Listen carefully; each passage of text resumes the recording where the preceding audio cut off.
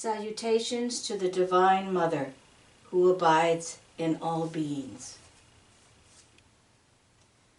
Ya Devi Sarva Bhuteshu Matri Rupena Samsita Namastasyai, Namastasyai, Namastasyai Namo Namaha Ya Devi Sarva Bhuteshu Kanti Rupena Samsthita Namastasyai, Namastasyai, Namastasyai Namo Namaha Ya Devi Sarva Bhuteshu Deya Rupena Samsita Namastasyai, Namastasyai, Namastasyai Namo Namaha.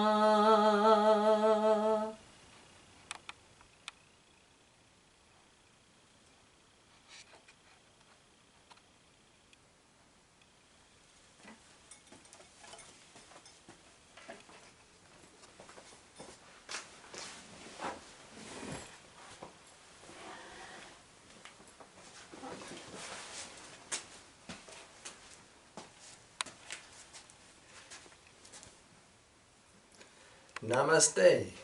Namaste.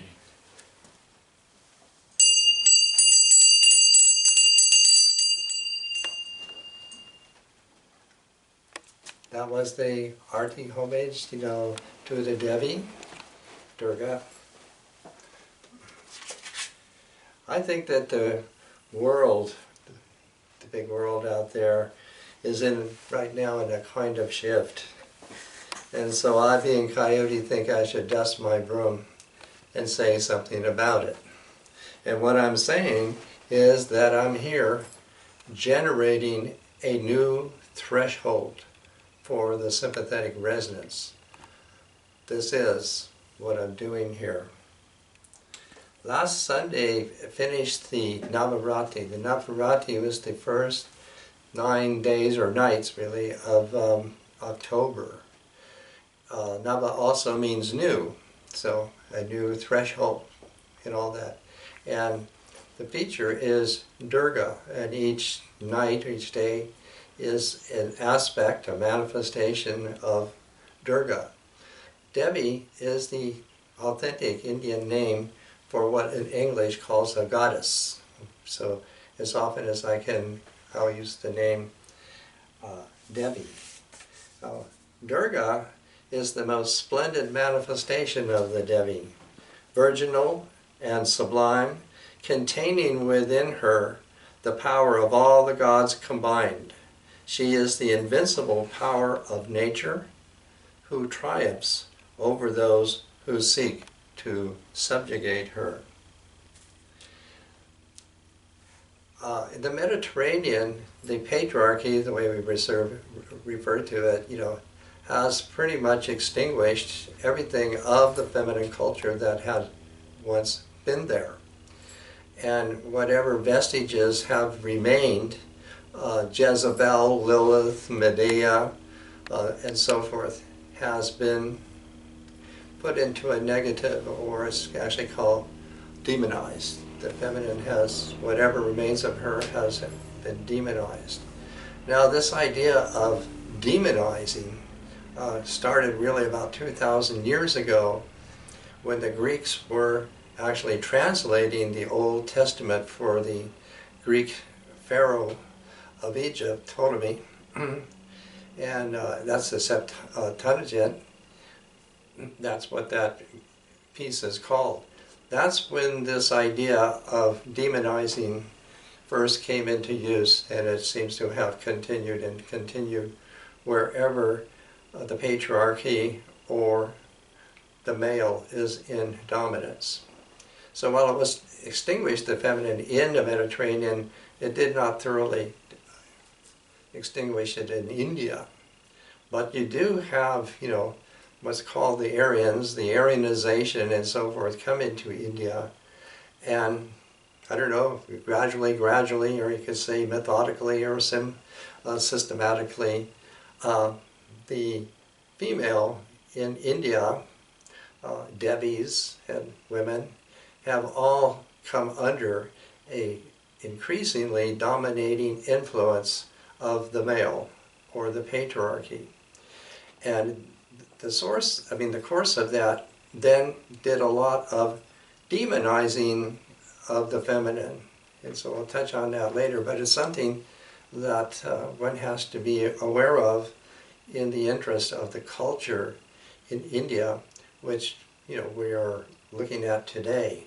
And I brought together all this kind of things to speak of Durga and the Devi that I have in order to actually have a power, initiating power in this. So the main picture, you can look at over here that I've had, so you can see plainly that this is Durga, and she is on a tiger.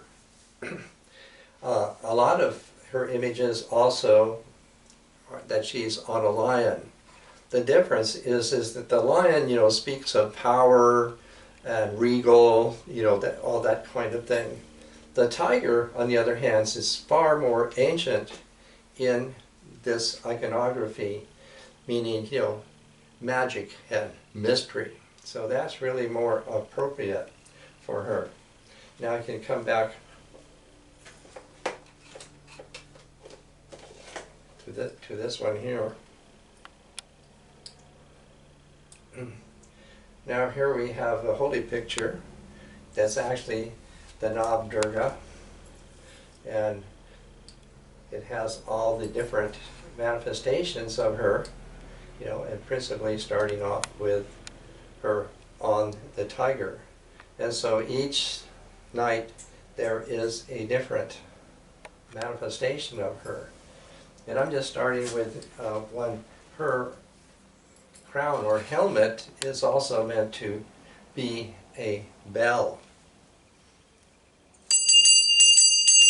So the sound of her bell is to get all the bad guys running away.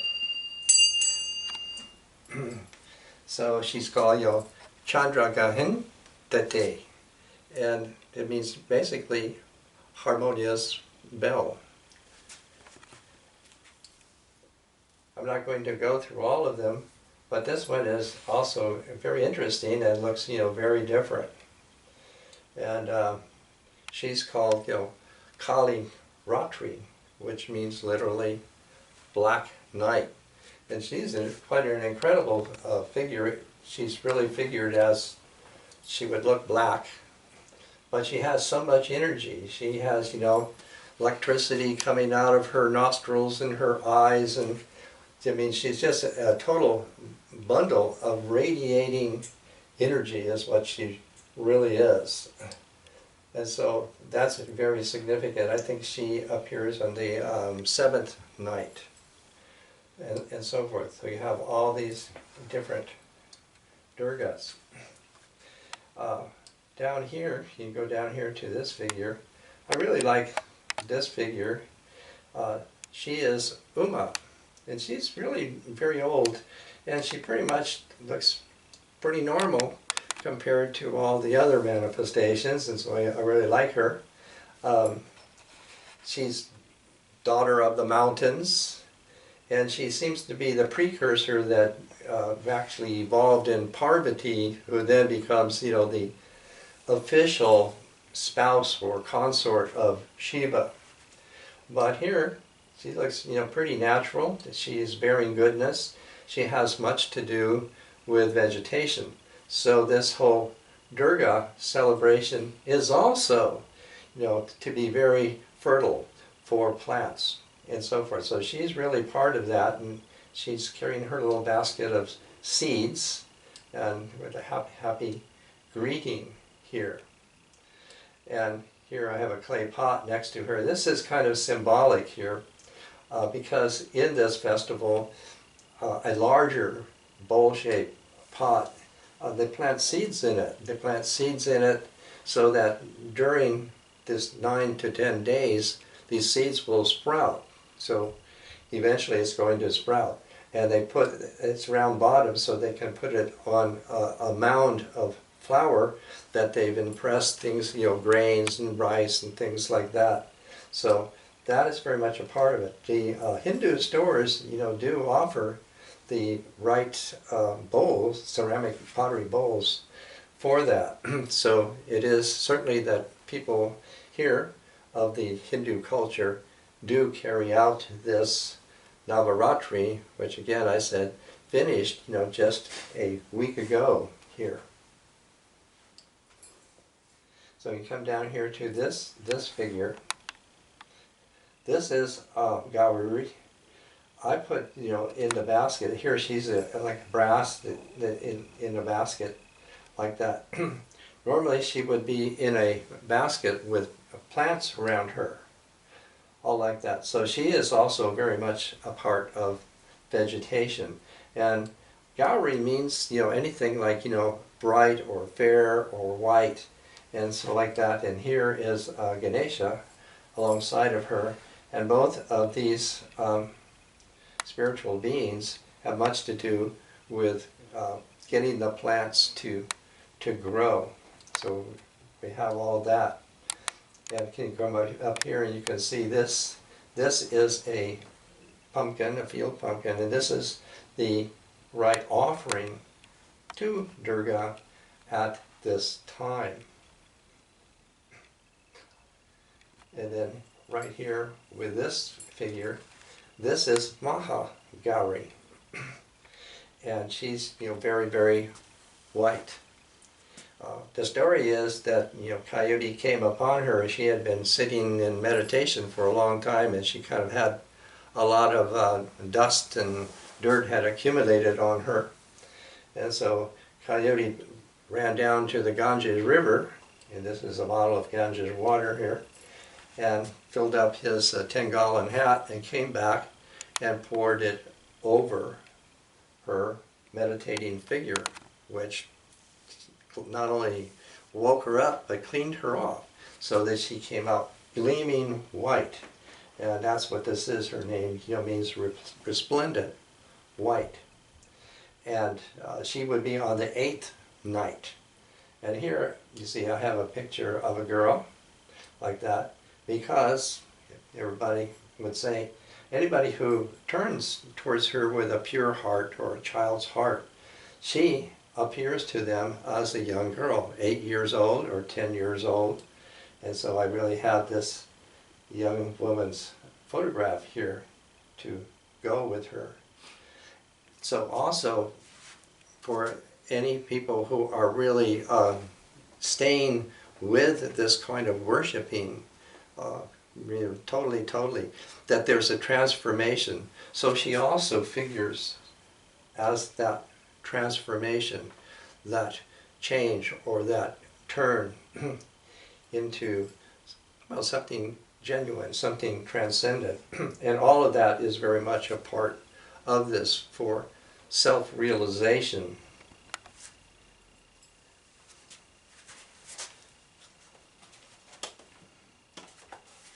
I think at this point I'll read a chant so you can focus on any of these things of her. O Devi, the hem of whose garment is the sky, whose grace falls from her glance, who gives life from the touch of one finger. O Devi, whose hair is the willow, whose breath is the river song, who lopes through the Milky Way, baying at stars coming out. O Devi, whose skyhead holds 1,000 eyes, eyes even black of imploded nebulae, who trails frail as a virgin on the mist. O Devi, fling your bright drops to us, signs of your love. Throw your green scarf on this earth again. O smile, disrobe for us, unveil your eyes, and we see.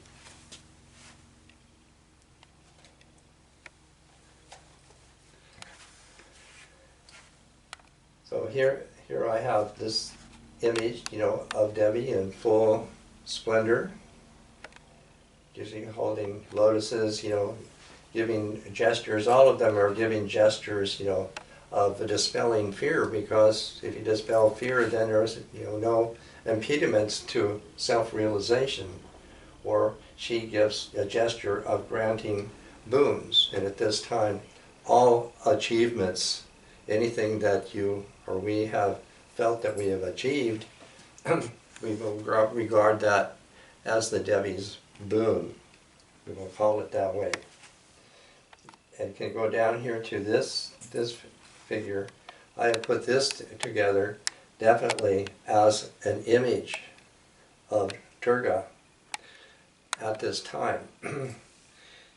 In India in particular, which I modeled this face on, these are really huge figures. They're really huge figures with many arms, very, very dramatic, very imposing, which at the end of all of this ceremony, she will be taken down to the river and immersed into the water.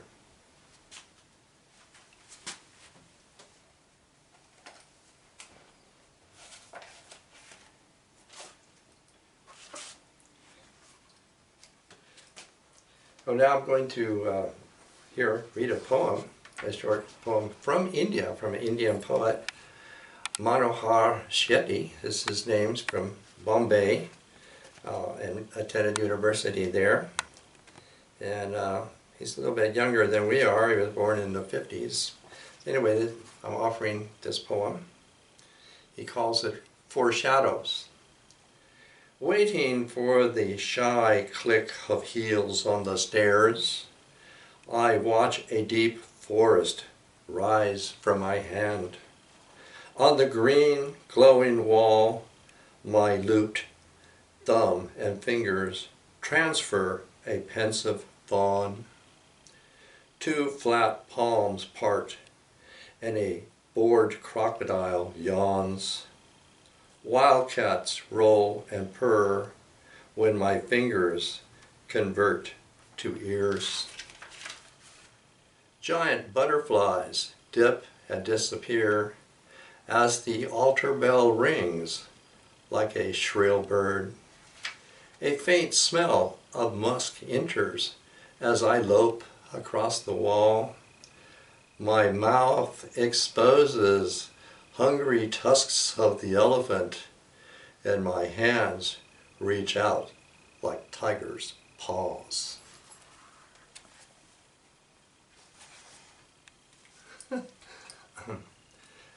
So there's a lot of reference, that's symbolic in that, and you can pick up on it. One thing I'm going to bring out here.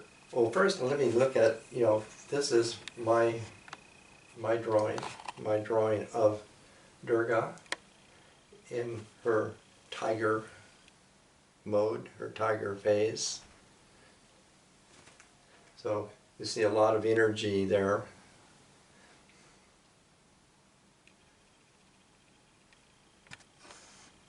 And then if you could come down here to this figure here. This is a clay yoni, we politely call that, and these are definitely very proliferate at this time for the Hindus. And in it I have put a little metal figure that's called lingam. Now, I'm touching upon this because this male takeover has really done a job. And one of these, it really has to do with this figure that's called the lingam. And the lingam is the principal symbol of Shiva. Now what's happened is that Shiva just means auspicious. A Hindu man the other day just asked me, what is your interest in Shiva? And I told him, I'm Native American, and in Native America, I am Coyote. And when Coyote goes to India, Coyote is Shiva. Shiva is the name meaning auspicious. But he's been turned into something not so indigenous.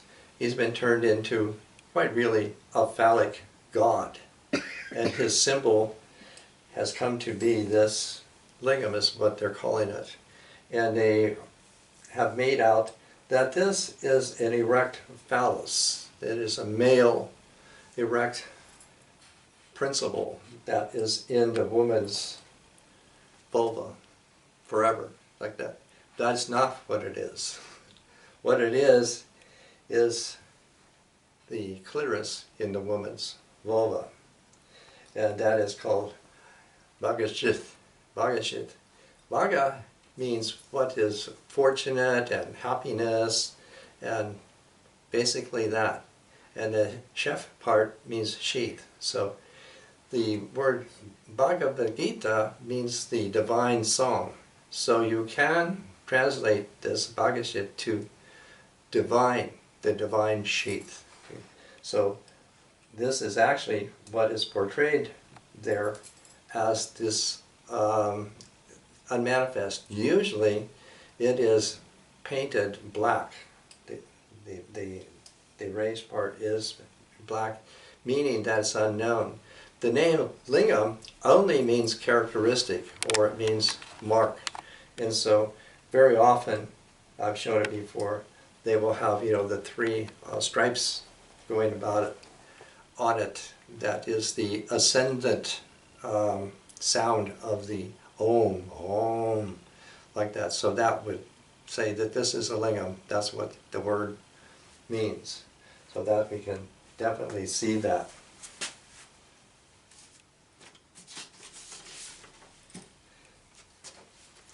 At this point I'll have another piece, and this is actually the poetry for the Navaratri.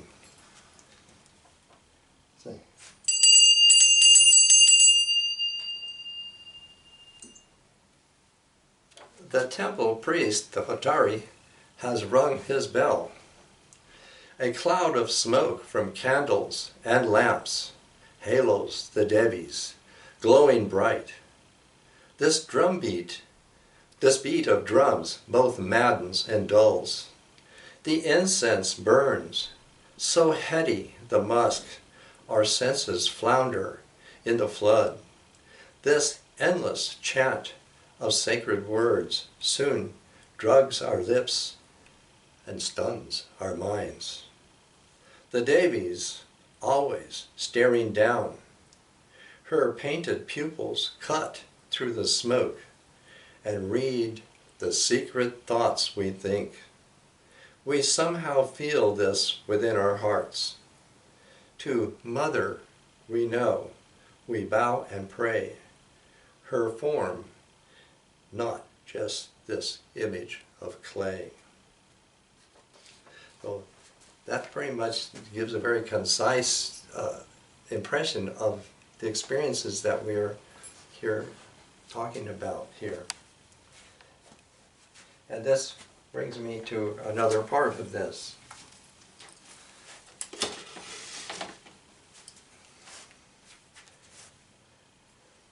This is Kali. This is called Kali.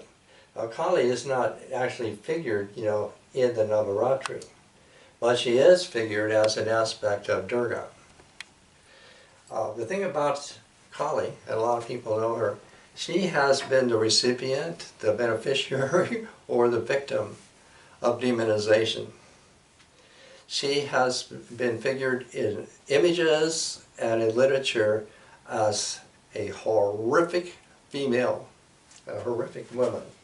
And here, if you can focus on this, this would be very characteristic of the many images made of her, whether in pictures or in statuary. So you can see that she's stepping on a corpse. She has severed heads all around her. She is a picture of gore, of horror. It is incredible, and I don't know. Seems generally people have bought into it and taken up with it. Down here, this is my rendering, however, of Kali. And here, she's really about self-revelation. Her innate self-revelation is indicated by this gleaming white human skull that she holds in her hand. And I've given her a green dress, meaning, growth and fertility here. And here on her head, this is the pentacle. It looks as a 5-pointed star. You can just go over here for a minute. You can look on her. She's holding these 5-pointed flowers like that. And this, in this feminine culture, in the simplest way to say, means life and earth. And here, this is an authentic little murti of Kali. And down here, this is a picture of the dancing Kali, as we call murti, a figure, and so forth, is probably from Nepal. So you can see what is going on here. Now, Kali is really called, Kali ka tattva. The ka means hidden. Kali itself means black. And the tattva means principles, something that's inherent, that she reveals. And I'm only touching upon this now in order to, slightly bring out the demonization of the feminine. That this part of the feminine culture has been so excessively demonized. Like I said, it's something that's supposed to, absolutely scare you to death, like that. You have to ask the question, why? Because there really is another knowledge about her that either the common people are ignorant of, or people have so much taken to the idea of the most horrific Halloween fantasy you could come up with, because that's about what you have there. But there is a real knowledge concerning her and what her real principles are. Basically, our primal gift is that she continues to give to us in our primal innocence, is what I would call it, her voluntary love. So there is a real healing, in all of this, of these Devis, all in one, and so forth. So that's as much as that I'm able to touch on here, is to really just mention there's an entirely different world of the feminine underneath this carpet of demonization. And I'm just touching on it here today.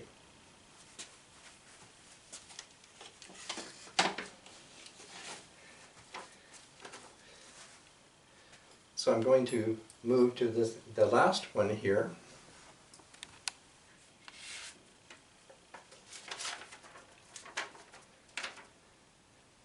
And this is my drawing, my portrait here, of Mahadevi. Mahadevi is the underlying assumption is that she is the ultimate reality in the universe. She is a powerful, creative, active, transcendent female being. She's called the root of the world, the life force in all beings, the cosmic supremacy, known as Sakti. Durga is her most common or favorite form. And I'm going to read this. This piece I'm reading is actually written by a woman poet in the 14th century, Lala. Searching for you, I discovered the moon's light in my own house. Searching for you, I found that like are united to like. What are these constantly changing, playful forms? I was lost in this world until you took my hand. There is only you, my mother. There is only you. Allah.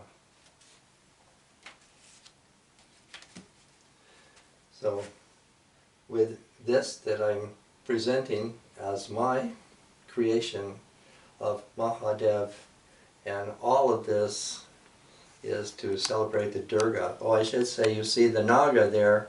Of course, the Naga, the snake, the serpent, is also very much a part of fertilizing the earth. So it's just, I don't have a lot of plants or things up here to also realize that all of this celebration is about the fertility of the earth and the growing of plants. So it's not just transcendental sort of things for people.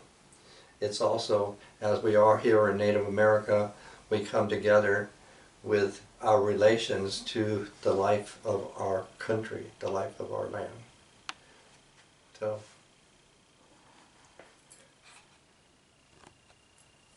thank you. Yes.